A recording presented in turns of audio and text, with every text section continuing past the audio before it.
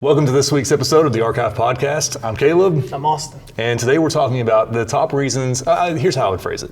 The top reasons why people who get into this creative industry go out of business in, let's say, the first 5 years. Because that's the big statistic. The big statistic is all small business owners. I think it's like something like maybe 80 or 90% don't make it past the first 5. Did not know that. Yeah, and I don't know if that's correct. So fact check me if that's wrong, but I'm pretty sure that's right. So with that being said, that's what we're going to talk about today. And as we begin moving into this storyline, share with me a story, and you don't know this ahead of time.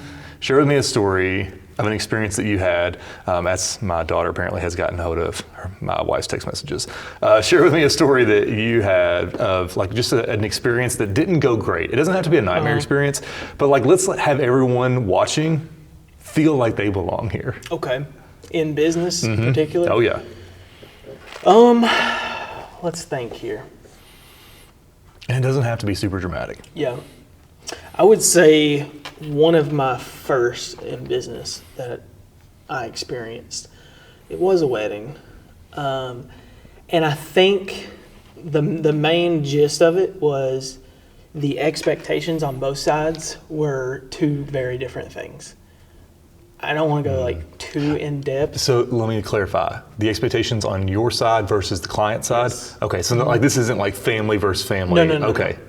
And I think there were certain things set up for expectations to be met. And when those things did not proceed like they were supposed to, then expectations, there's no expectations.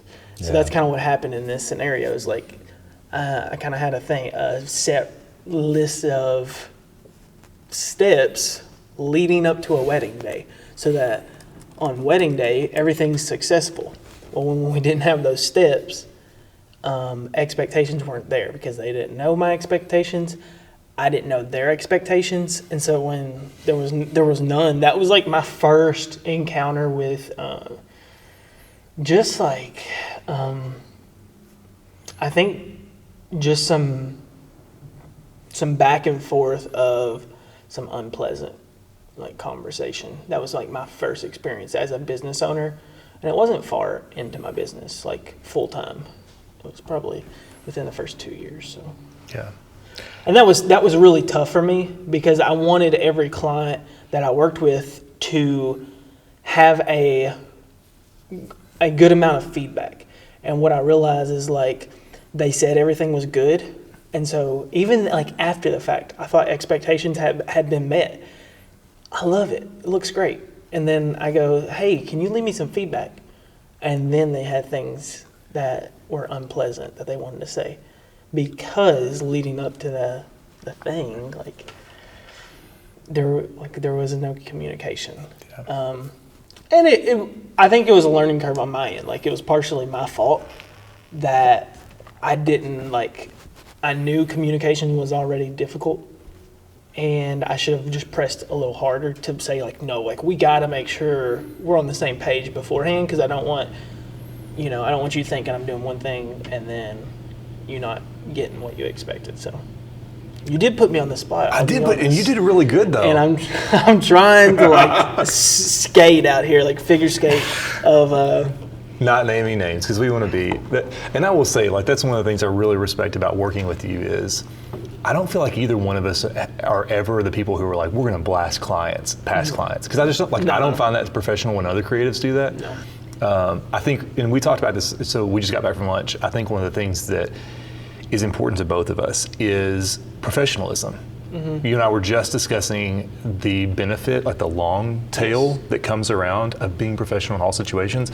Even if you kind of disagree personality-wise with someone, you can still have a great professional relationship. And choosing the high road is always worth it.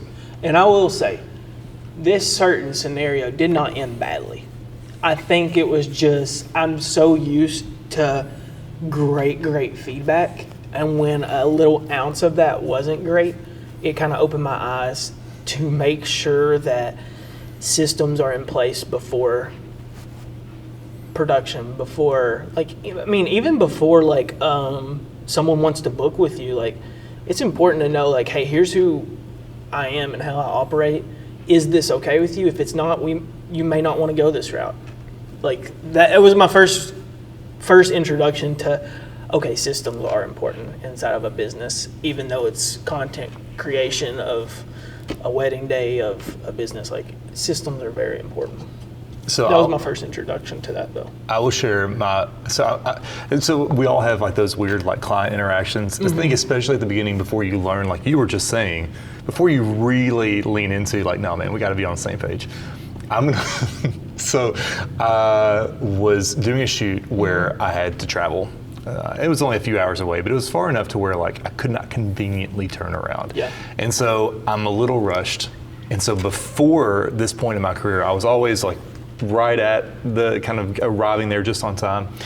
And so I was meeting someone that I was traveling with who was like my fixer for the area that knew the client location. And so show up in a little bit of a rush, go in, make the initial contact with the client on site, go through security, and realize I forgot my tripod in my truck at the time.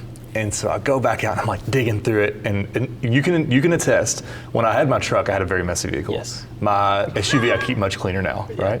I actually am proud because you. today was like one of the 5 times I rode in your new vehicle. Yeah. And I'm very, very impressed. Listen, I want you to tell Whit that the next time you see her, I will. that I've been consistent. I will. Not great, but anyways.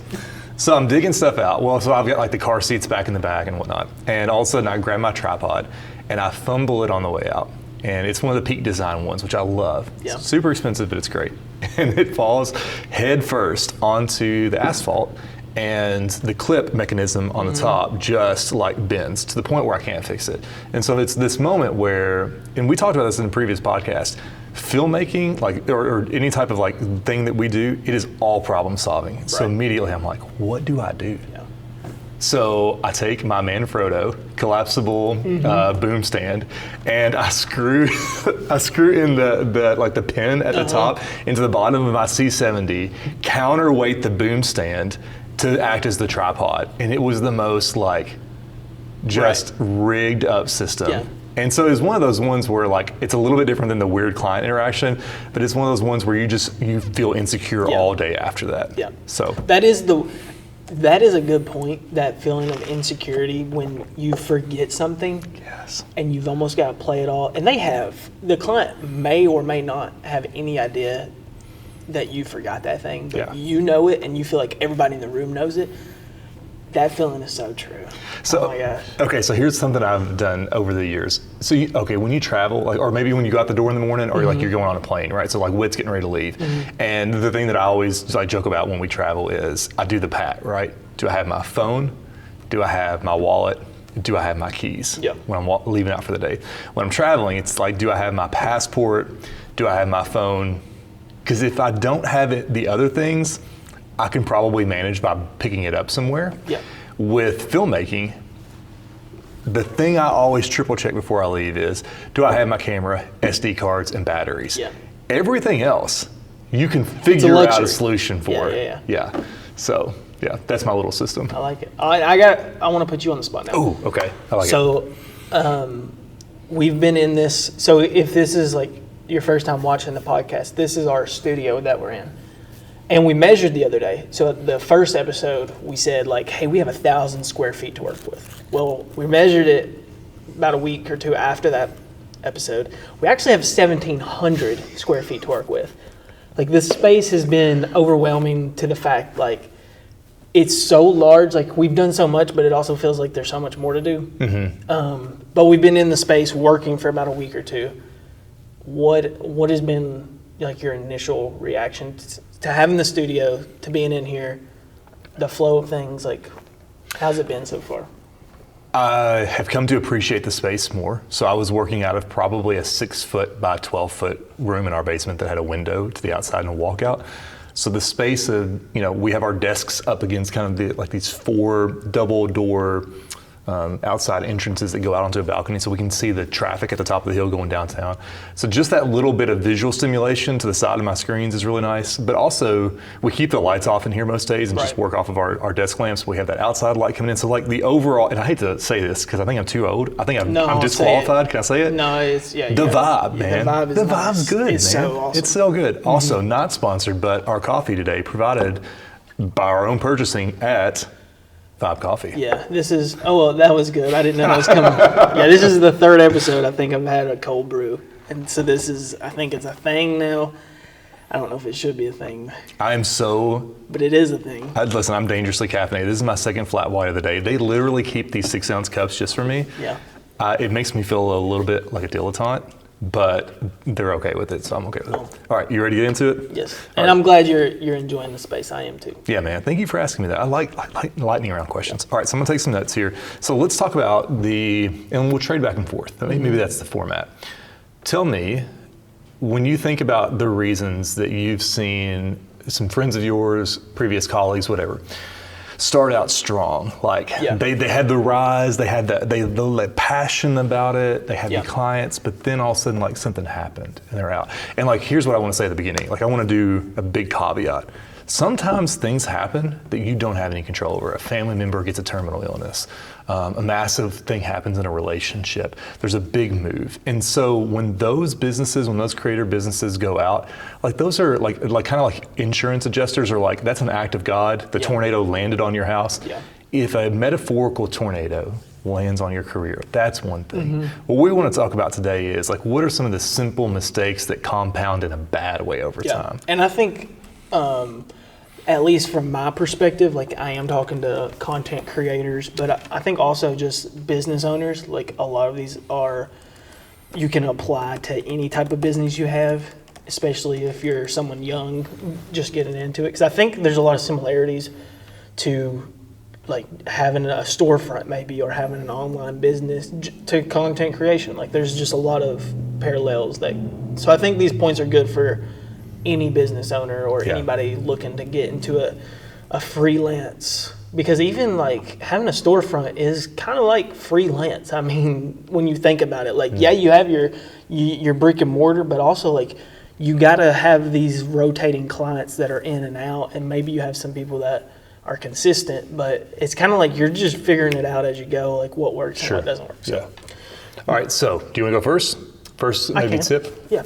So my first one, I do have a few notes. I'm usually not a note guy, but I like it. I really wanted to make sure like I didn't leave any of the things out that I wanted to say. All right, go for it. My number one thing that I think is one of the biggest issues in our space that cause a lot of people to kind of just get overwhelmed more than anything, which leads to failure or leads to doing things you said you wouldn't do. And I think that one thing is, and I know this is like a hot topic term, and I was kind of against this term for a while until like I felt that, which is creative burnout. Oh, okay. And so I think creative burnout is one of the hardest things to navigate early on. Because if you're a person like I am, which I think a lot of creators are in this sense, is like you get pumped up about creating things. And so what happens is you want to start this business of photography, let's say. And you're super pumped up, you're super going, and you're really just going with no agenda for a year from now, from 2 years from now. And at some point, the overwhelm of having a social media, having a brand, having clientele, having clients who are expecting something, right? Like it's that thing, like, what are the expectations again? And so you feel all of this, and then you're also trying to find ways to set yourself apart as a business or as a creator. So you're trying to be creative on top of all the normal things that go on with having a business. Like not just like photography, like any business you have. So if you have a storefront, like you're just trying to run that business, but then you're also trying to be creative on top of it.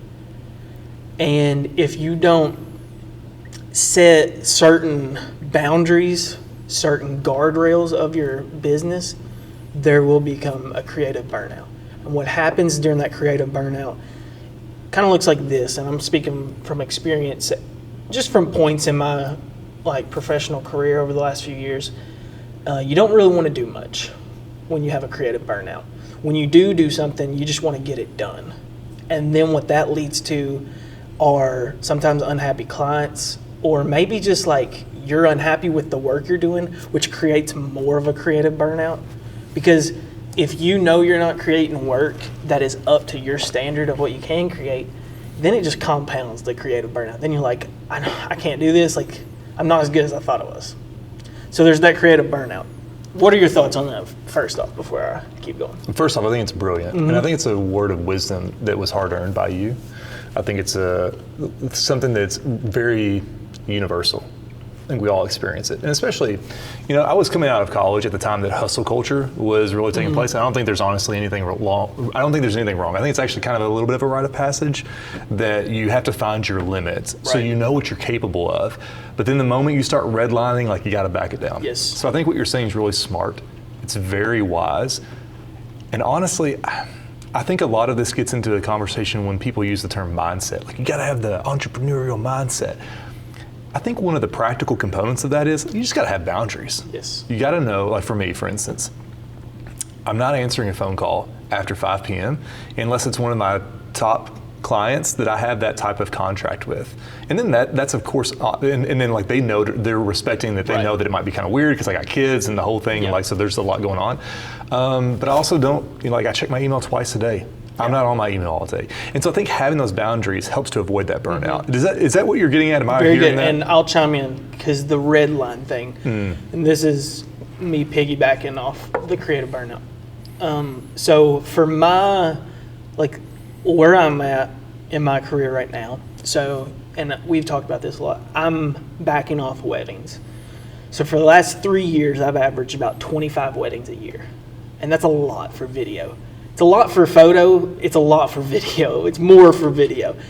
So that is 25 weddings I've filmed, edited, while also doing business work. And I would say that percentage for the last 3 years has probably been like 75% weddings, 25% business.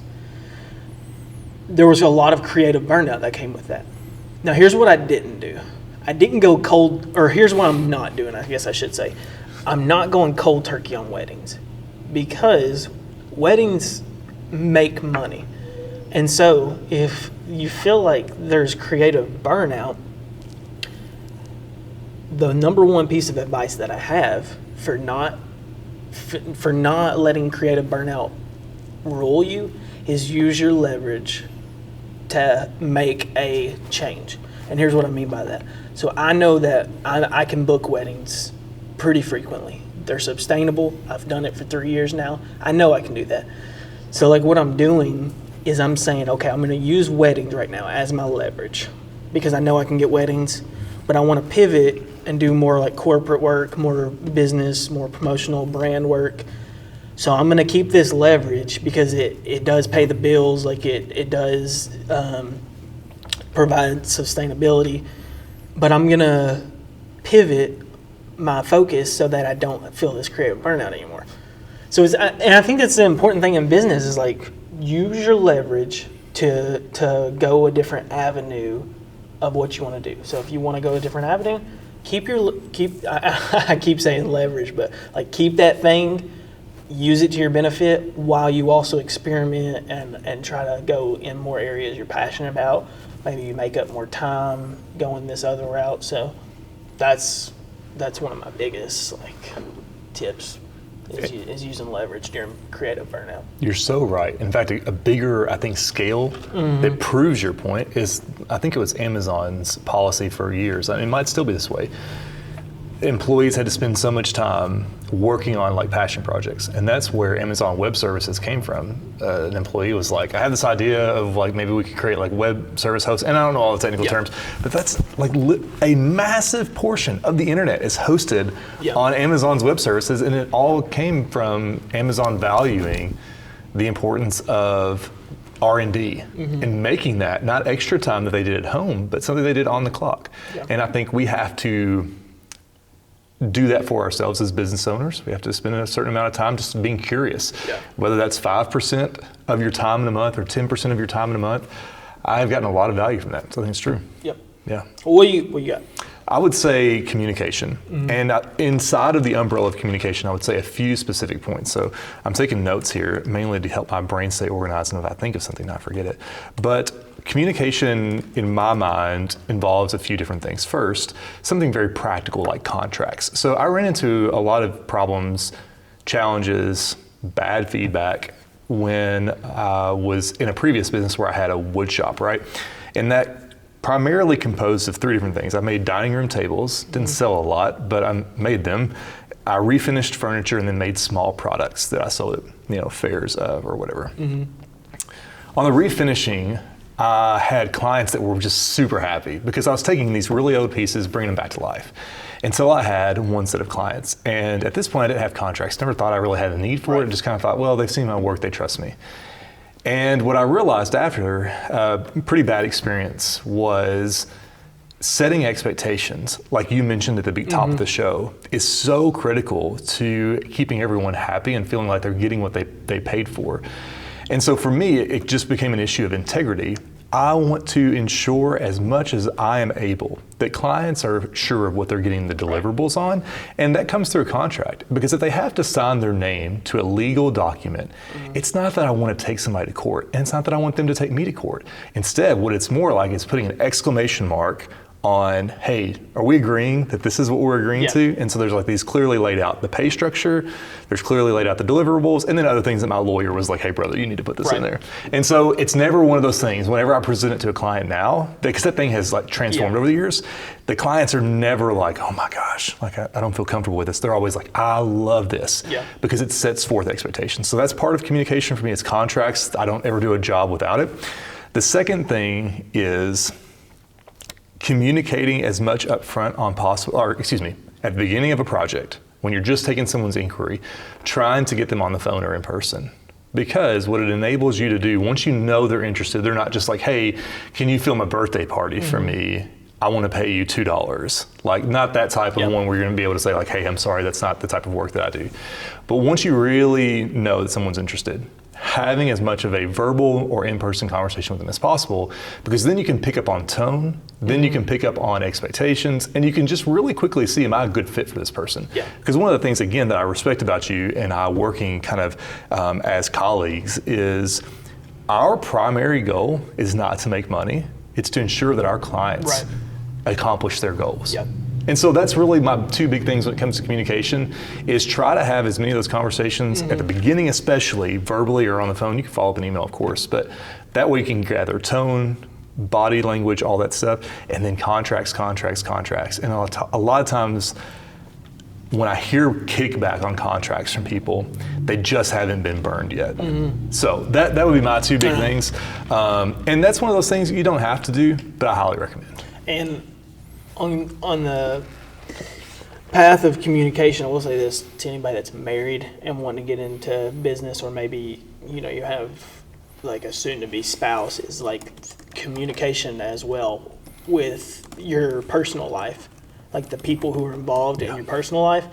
If you try to start this business, it takes a lot of time, like it takes a lot of energy, and if there's not a clear path of communication with the people that love you and want to have your time, like you need to have those boundaries too, like, and communicate that, like, hey, I want to have this thing. Because what will happen if you don't is you'll invest a lot of time into your business. Let's say you get some clients, well then maybe your spouse is like, hey, I want you to spend more time, and then that's time away from your clients. So then you have this friction of your clients aren't happy because they're not getting what they wanted, because you don't have time, because you didn't communicate it with the person you're with, at home. So then they want your time. So communication is very important in all areas of your life.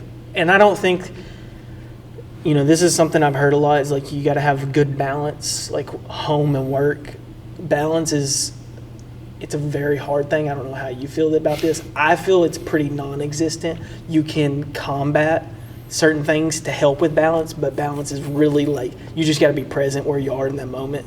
Like that's my understanding of balance, and I think communication helps that. Like, I think that's a big component. Is like making sure your spouse is happy makes for good business too. You know? I would just give a couple really quick tips on that. A shared Google Calendar does a ton. Yeah, I was going to say that. So like if I'm here working throughout the day, Whit knows where I'm at. Yeah. But if I'm ever out of town, I just put it on a shared Google Calendar like, hey, I'm in Lexington on September 27th. Shared Google Calendar, massive. Yep. Another one is just as soon as I get an inquiry from a client, just starting a text and letting Whit know like, hey, this is something I'm going to be doing, just so that you're aware of it. And then 3, I think the biggest thing is, especially when like we both have young kids, is trying to take on as much as possible with our kids so that when we need to cash in some of those chips and be gone a little bit, like our wives don't feel like they're stuck with the kids. Because like one of the major values Whit and I have in our marriage is like she's not the primary child caretaker. Like we share that responsibility. And I never want her to feel like she is like not valued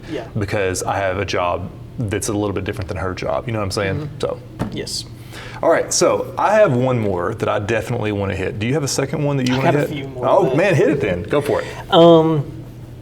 My second one, and I think this is good for any business owner, is not having a business plan from the get-go. I think this was something I was really always good at, is having a plan. I've always been someone who writes out my year-long plans.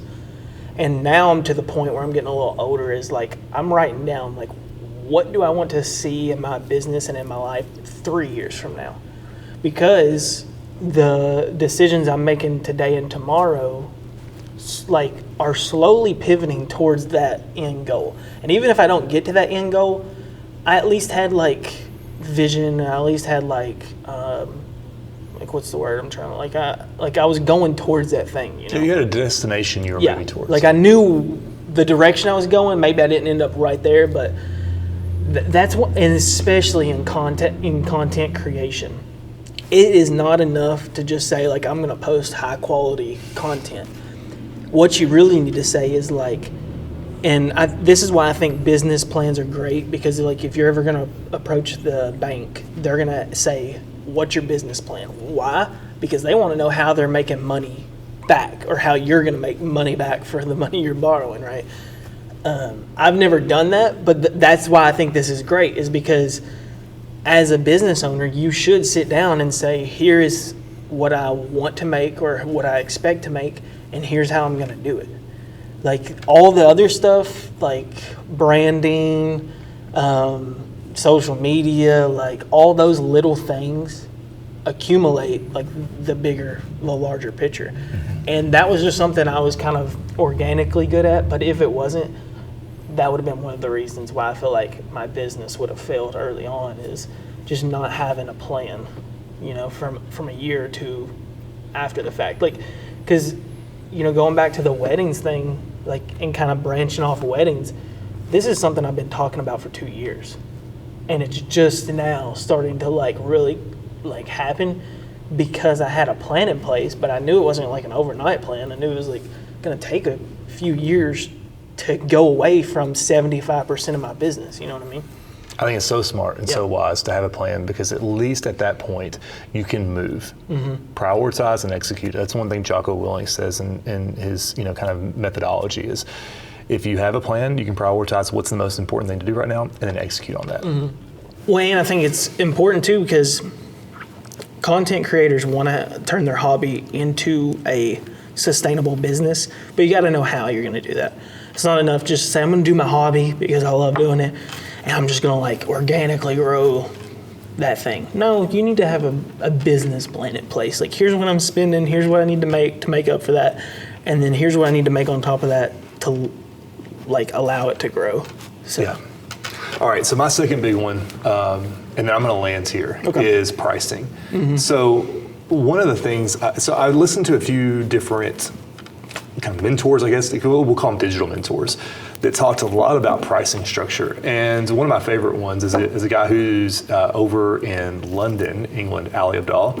And he started out he was a medical doctor in training for medical doctor and became a doctor, and then talked a lot about productivity, but he's also done a lot of business book reviews. And so in 2020, as I'm transitioning and getting this whole thing off the ground, I stumbled into his videos and I've just really appreciated his approach to productivity and business and all the things. And one of the things that he said that forever changed how I viewed what I was going to offer clients as deliverables was productizing yourself. So not necessarily, because in our world, it's very popular to go with things like day rates or whatever. Right. What I have found that works for me, and I get that day rates work for a lot of people, what has worked for me is presenting clients or potential clients with packages or products. So if a business calls and says, hey, we want, this video, this hero piece, this video is, 16 by 9, you know what I'm talking about, it's 2 or 3 minutes long. And then that's kind of what we have in our mind. We want to put it on social media or our website. I'm like, cool. Well, so here's what I normally do. And then I'll walk them through how we do make that hero piece, but then we chop it up and we make some reels out of it. But we also get some still images while we're there. And then all of a sudden what I'm offering them isn't what they originally set out for, it's better. But now it's a package. Yeah. And so maybe we charge $3,000, $5,000 for that.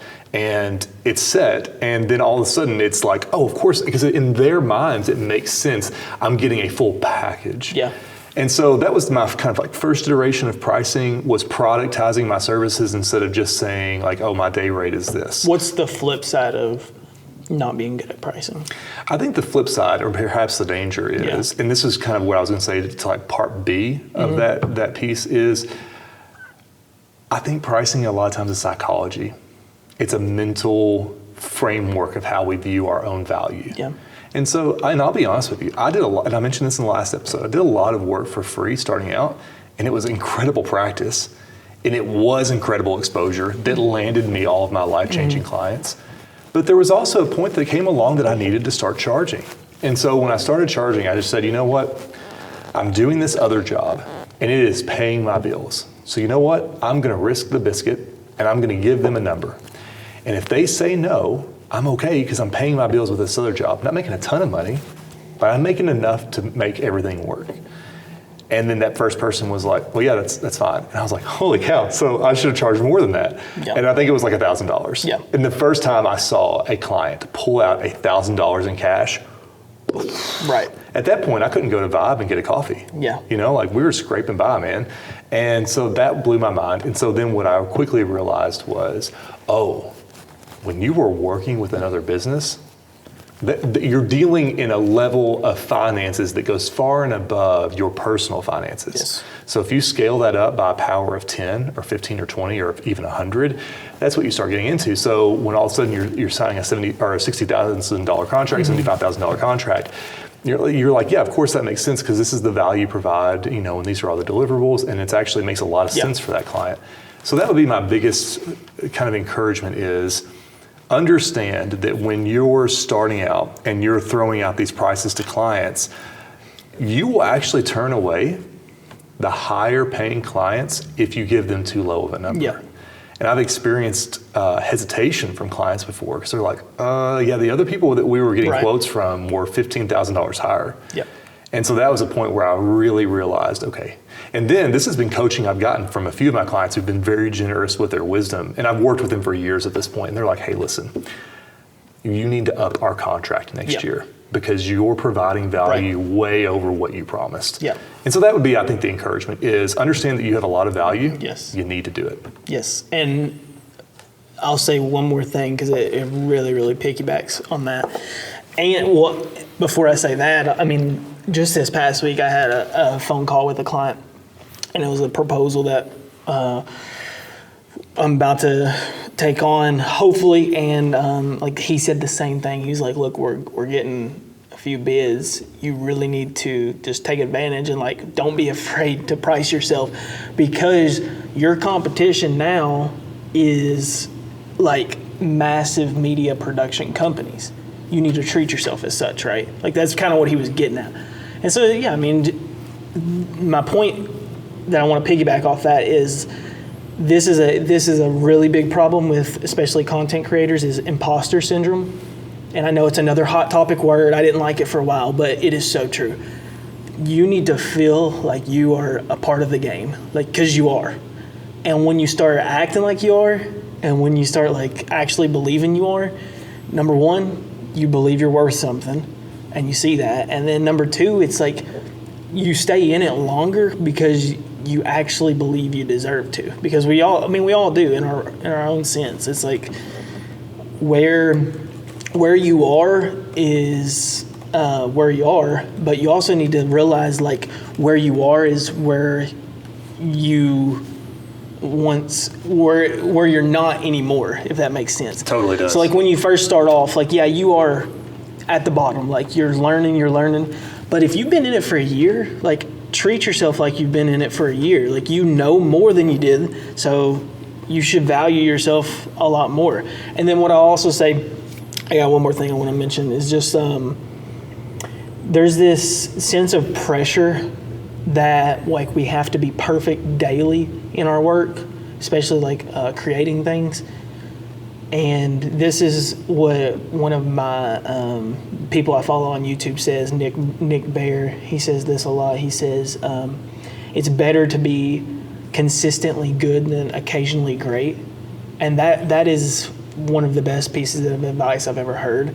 Because when I started to realize that, is like I was trying to be perfect daily, and when I couldn't meet up to my expectations of being perfect daily, it created creative burnout, which led to me doing nothing.